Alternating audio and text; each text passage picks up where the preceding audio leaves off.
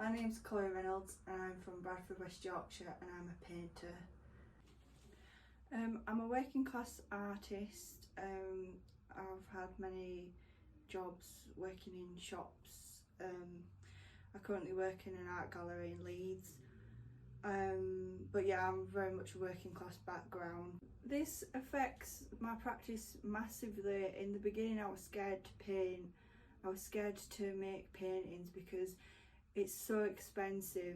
It's so expensive making paintings, and being a working class background, I freaked with money and stuff. So I figured out a way to make paintings that I wouldn't waste any paint. My work is very much about fantasy, and making paintings is a way of escaping, and the colours are very vibrant, very inviting, and they are about my family, but they could be anyone's family. They're about everyone's family. Like, that's what I like about painting, is, or any form of art, is it can be something else if you want it to be. Like, it's very open to interpretation, but I've got my thoughts about it, and I would like the viewer to have their own thoughts on it as well.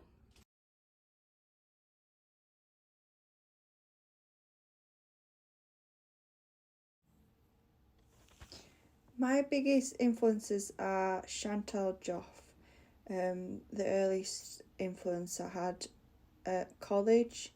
In 2011 I started looking at Chantal Joff, and she was known, but she wasn't as big as she is today. Like, she's pretty big. She's a contemporary.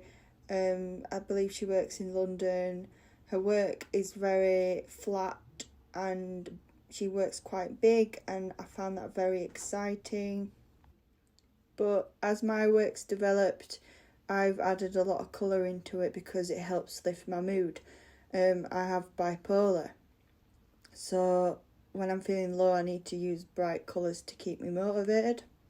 So like at college, they get you to copy people, the way of making paintings, looking at different ways of making paintings. But then as you get into art school, undergraduate, you learn to make your own work. I mean, you get influences off others, but you learn to make your own work. And then you develop as your practice goes further. After this, I discovered lots of other artists that inspired me. Paula Rego at university, Paula Rego, Marlene Dumas. Obviously there's David Hockney, but I knew of him before I went to uni. But he's from Bradford as well. Big up Bradford. And his work's very vibrant and colourful and big and flat, and it was just a mixture of Chantal Joff and David Hockney. And then I developed my own ways of methods of making paintings as well. The biggest challenge of being an artist is money. Like I said before, money is very tight at the moment for a lot of people, especially if you're working class. But you've just got to keep going and keep making work when you've got time, and just keep making, keep staying consistent, and eventually you will get to where you want to be. My biggest advice that I'd give to myself would be record, write down, make notes of your processes and your thoughts behind them. So like, what I do now is not what I did before, is I write down my concepts, my ideas whilst I'm painting. I have a little notepad next to me, and that helps me massively to be able to talk about my work to other people. One of the reactions that I can remember that made me go, oh, that's cool, was I was taking my paintings downstairs when I was at undergraduate school, and I just took my paintings down on one of the tutors, because there's like a balcony, and I worked up in the balcony so people didn't see me as much because I was quite shy at school. And I brought at an art school, and I brought my paintings down, and the tutor just went, wow. And I was like, and he's like pretty, it was a tutor that didn't give out compliments, so it meant a lot to me.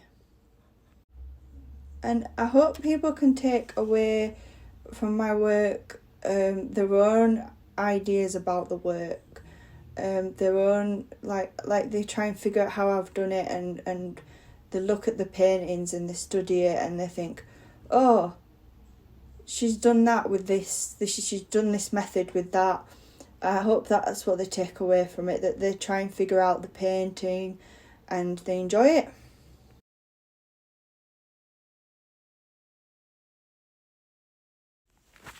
And in May, I'm doing a residency at the Fish Factory Arts in Cornwall. I'm going to fly down because it'll take about 7 hours on the train or in a car. It's quite far away from Bradford. But yeah, at the end of that, I'm going to be doing a solo show at the end of the residency, showing all the work that I've made in a month. And I'm really, really excited. I'm doing that in May. So if you're about in Cornwall, come say hello. I'm very excited. The last residency I did was in upstate New York in 2018, so it's been a while. I'm really excited to make new work in a new environment.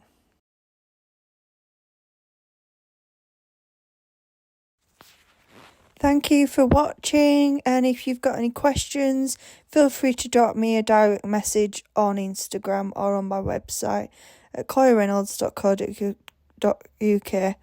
Thank you.